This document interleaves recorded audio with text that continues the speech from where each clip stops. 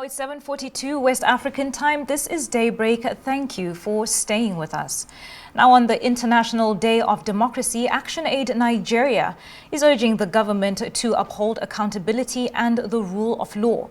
The organization warns that Nigeria's democracy is at risk, citing poor rankings on global governance indices, high poverty and unemployment, and recent political events. Country Director Dr. Andrew Mamedu pointed to the Rivers State crisis and the continued suspension of Senator Natasha as signs of growing executive and legislative overreach. He described these as serious threats to democracy and citizen representation. Now, ActionAid is calling for immediate reforms, including the senator's reinstatement, electoral transparency through electronic results, and a judiciary that protects the Constitution. Now, for more on this, we're joined in the studio by Andrew Mamedu.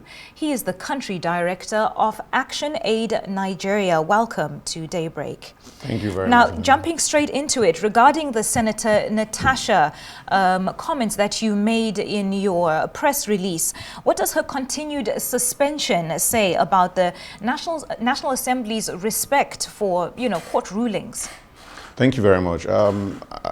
Several things have been said about this, and there's probably nothing new that would be said that have not been said before.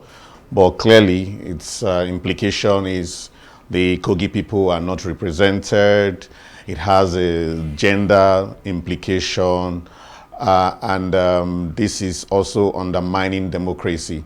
It also brings the issue of friction between the legislative arm and the judiciary arm, because there is a court judgment with that regard. The courts will then be careful or somehow be scared of the legislators in passing judgments in future. There are implications around the oppositions. If you have dissenting voice, how to express those. There are people that do not agree with some of these things, and of course they are careful because you don't know who's next. And clearly all of this is not good for our democracy. But the bottom line is this: the democracy is evolving. We are supposed to be getting better. But what we are seeing is situation where it is getting worse. People are becoming more afraid, because they are becoming more careful in responding to issue, because if you do that, you'll be met with on measures that probably would get you out of the house. If we're not careful, so look at this, if we're not careful, it could mean that Senator Natasha will be out of the house from now till the end of this legislative sitting, because after the appeal court, it will go to the Supreme Court. And guess what? The Supreme Court might not give a ruling until the end of the current assembly dispensation, as manifested in the case of the Rivers State, where the opposition governors went to court. Until date, the emergency rule in Rivers is about to end, and the Supreme Court has not deemed it fit or has not given judgment on that. So if you go with that precedent, it might mean that Senator Natasha might not come back to the House until the end of this current dispensation of the Assembly. This is obvious political tragedy, but we need to find a way out of it. Are we not being unnecessarily sentimental when we hold the National Assembly responsible for this situation Senator Natasha is? Because the rule of law is supreme, as we all know, and there is a process ongoing at the Supreme Court. So what should be done? Because some people are advocating for a political solution. It's not at the Supreme Court, it's at the Court of Appeal. Pardon me, Court of Appeal. So as it is, some people are advocating for a political solution, because like you rightly mentioned, that the process might go on for a longer time. So what is the way forward without being sentimental about this issue? Without being sentimental, I think the fundamental thing here is the institution. So we need to lay that's why we were waiting for the Supreme Court, for instance, to give judgment on the Rivers State. So we don't have a judgment. Can a president remove a sitting governor? So how long can the Senate, the House of Rep members, how long can they suspend? I would have loved you to react more specifically on Natasha's case. I'm coming to that. So how long can they very concerned about the issue of a 1/3 of a state, which is Kogi Central, being not represented at the highest lawmaking body in the land. So how long can the Senate and the House suspend a member? So if we go by the trajectory, yeah, we can find political solution to it in the now and get her reinstated. We can get her to apologize. We can get her to write the apology and all of that. We can do all of that. But that is not the essence of the whole essence of this. It's about accountability. It's about the citizens holding the leaders accountable. So tomorrow, will somebody do worse? Will somebody do something that is more than this? But in the immediate, do we find a political solution to this? Maybe yes, but beyond just the immediate solution, let's look for a long-term solution. Can we have get it up to the Supreme Court level, if we don't mind, and get a judgment on it? Can you suspend a senator or a House of Rep member for 6 months? And not even just that, the 6 months has expired and you have still not gone back. So this thing should be tested in our law and institutionalized. That's why we have the Apex Court as also an arm of government that legislates and makes laws as well by their judgments. You know, I think you've made some very salient points here. Very importantly, of course, the clerk of the National Assembly has said yesterday, distanced themselves from the letter that they wrote in response to Senator Natasha, saying that they had communicated her letter to the Senate leadership and they were acting on instruction from the Senate leadership. Now, the problem here is this legally, right? A senator is first, the Senate president is first among equals, and so is the Senate leadership. They are all essentially equal members in the eyes of the law in terms of them having representing their people. However, we have a problem in Nigeria, the curse of strong men and weak institutions. And so I want us to broaden the conversation here. If we have individuals who see themselves as larger than institutions, and their individual actions can weaken institutions, can our democracy, one, survive, and two, can it even thrive under such a situation? So the answer is no. And one of the reasons we are where we are today is because of that. Strong institutions bring strong men.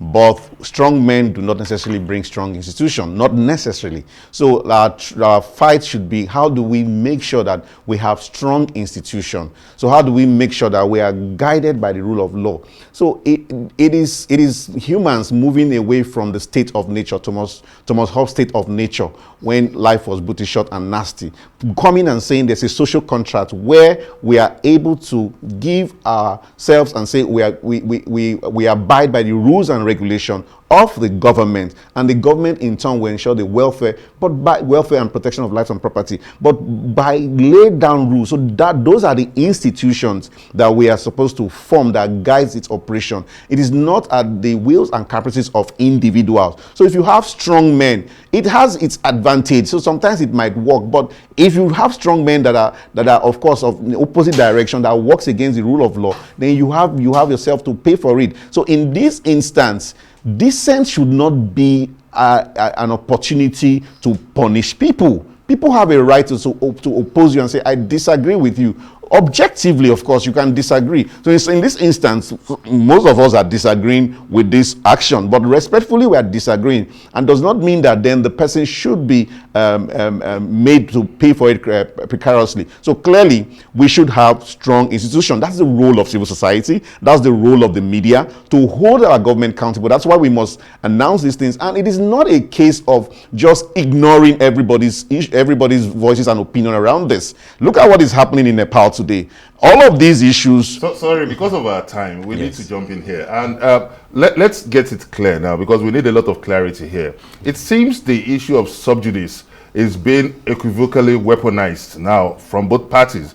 Does this call for the need for speedy dispensation of justice? Because that is what I see missing in this conversation. Because it might look as if the Senate leadership is weaponizing the issue of legal subjudice. But be that as it may, one would also argue on the other side that the law needs to take its course.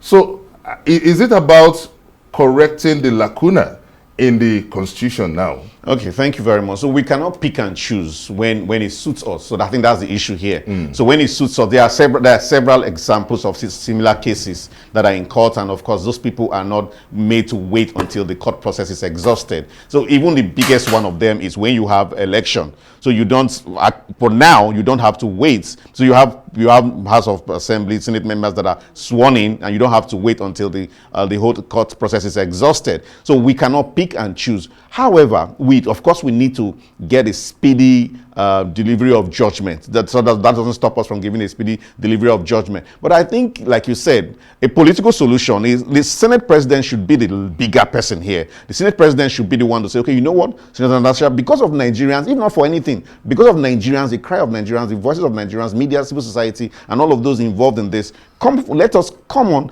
but let the court process still continue. Let us get up to Supreme Court and get the judgment around this, if this can stand at the end of the day. But that shouldn't stop us from stopping her from representing her people at the end of the day.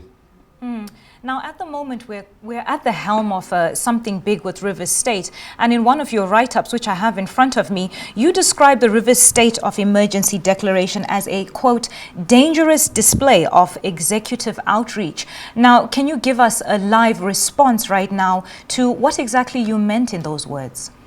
The Rivers State's situation is one that we practice a federation where people have been elected the same way the president was elected by Nigerians, majority of Nigerians, more votes rather.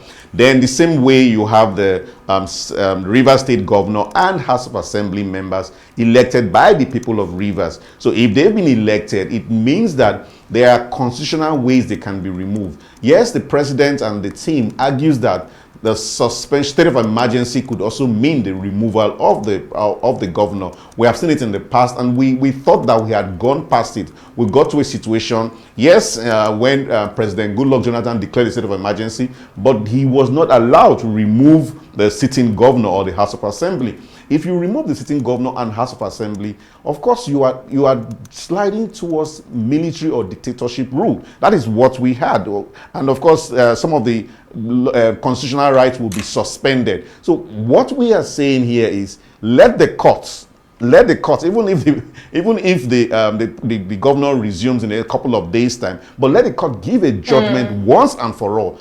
Is the president able to carry out this? Andrew Mamedu, country director of Definitely. I mean, yes. Sorry, time is fast spent. Thank you very much. We wish we could go on and on. There's so many issues. I think we need to invite you many other times to clarify some of the pending hanging issues on ground. But for now, that's all we have on Daybreak. And I'm Benga Ashiru saying have a lovely day. I'm Adeswagi Osage. Make sure you stay tuned to Arise. And I'm Yolanda Robert. Please do keep it here on Arise News. The morning show is next. Goodbye.